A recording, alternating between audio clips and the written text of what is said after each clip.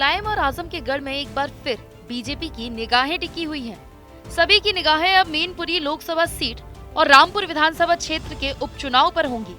चुनाव की तारीखों के ऐलान के साथ ही बीजेपी पूरी तरह से एक्शन मोड में आ गई है।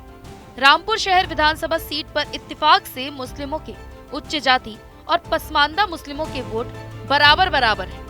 मजेदार बात यह है कि पूर्व मंत्री मोहम्मद आजम खान की जीत में पसमानदा मुस्लिमों की महत्वपूर्ण भूमिका रहती है, लेकिन इस बार आजम खान विधानसभा का उपचुनाव नहीं लड़ सकेंगे क्योंकि कोर्ट ने उन्हें 6 साल तक चुनाव लड़ने पर रोक लगा दी है। ऐसे में भाजपा पसमानदा मुस्लिमों को अपने पाले में करने के लिए बेताब है। भाजपा नेताओं की मुस्लिम पसमानदा वोटों पर सीधी नजर है। पसमानदा मुस्लिम वोटरों को रिझाने के लिए 12 नवंबर को रामपुर में मुस्लिम सम्मेलन कराए जाने की भी तैयारी है, जिसमें केंद्रीय और प्रदेश स्तर के दिग्गज नेताओं के शिरकत करने की पूरी उम्मीद जताई जा रही है। भाजपाइयों ने पसमानदा मुस्लिम सम्मेलन के लिए तमाम तैयारियां शुरू कर दी हैं। रामपुर में देश का दूसरा पसमानदा सम्मेलन करके भाजपा पिछड़े मुस्लिमों में संदेश देना चाहती है सबका साथ और सबका विकास का। साथ ही कांग्रेस ने 60 सालों में उन्हें क्या दिया और भाजपा के साथ जुड़ने पर उनका भविष्य सुरक्षित है।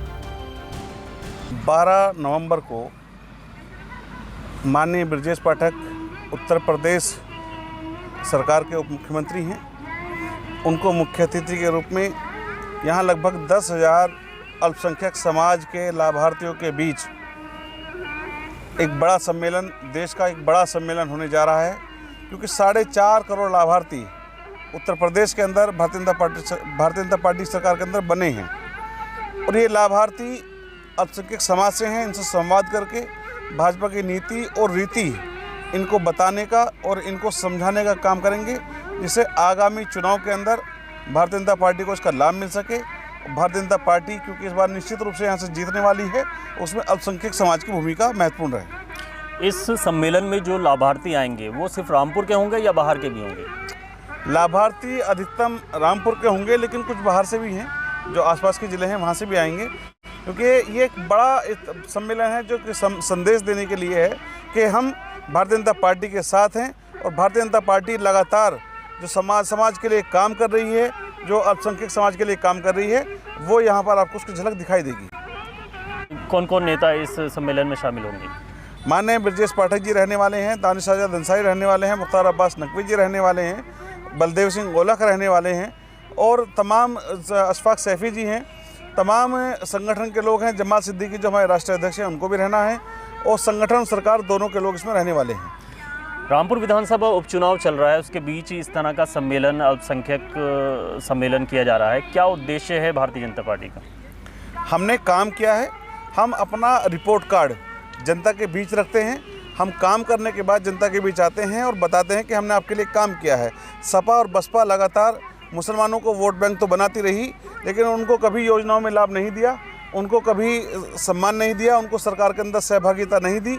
और जो पसमानदा समाज है उसको आगे लाने का, बढ़ाने का, सम्मान देने का काम जो मोदी जी और योगी जी ने किया है, उसको बताने का और अपने एक कन्वर्सेशन में संवाद बनाने का काम, ये जनता से अपनी बातचीत रखने का काम इस सम्मेलन के माध्यम से किया जाएगा। समाजवादी पार्टी के नेता यहाँ से रामपुर से 10 बार विधायक रह चुके हैं, उनका जो कार्यकाल है 10 बार विधायकी का, उसके बारे में क्या कहना है आपका? असल में उनके इतने कुकर्म या ये कहिए कि उनके जो गलत नीतियाँ थी, उनके कारण उनकी सदस्यता गई है। वो हेट स्पीच और तमाम उनके ऐसे काले कारनामे हैं जो उनके बेटे पर भी और उन पर भी लगातार इतने केस हुए हैं कि आज वो अपनी सदस्यता खो चुके हैं और यहाँ से भारतीय जनता पार्टी को विधायक मिलने वाला है।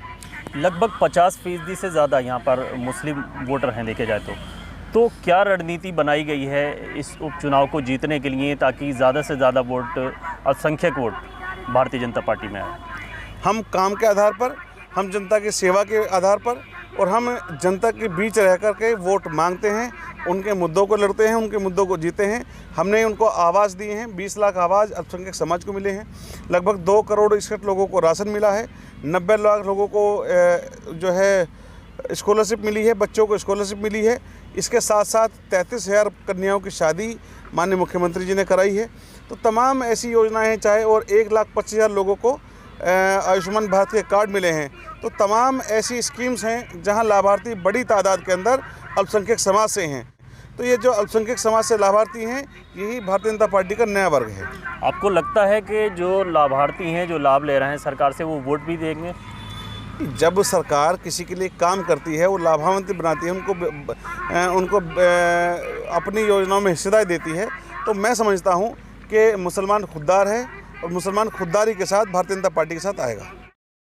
फिलहाल विधानसभा उपचुनाव में भाजपा मुस्लिम वोट हथियाने के लिए पूरी ताकत झोंकेगी। वहीं समाजवादी पार्टी के सामने जीत बरकरार रखने की चुनौती है। मैनपुरी और रामपुर दोनों सीटों पर 5 दिसंबर को मतदान होना है। हालांकि बीजेपी के लिए भी चुनौती बड़ी है, क्योंकि रामपुर और मैनपुरी में बीजेपी ने आज तक भगवा नहीं लहराया।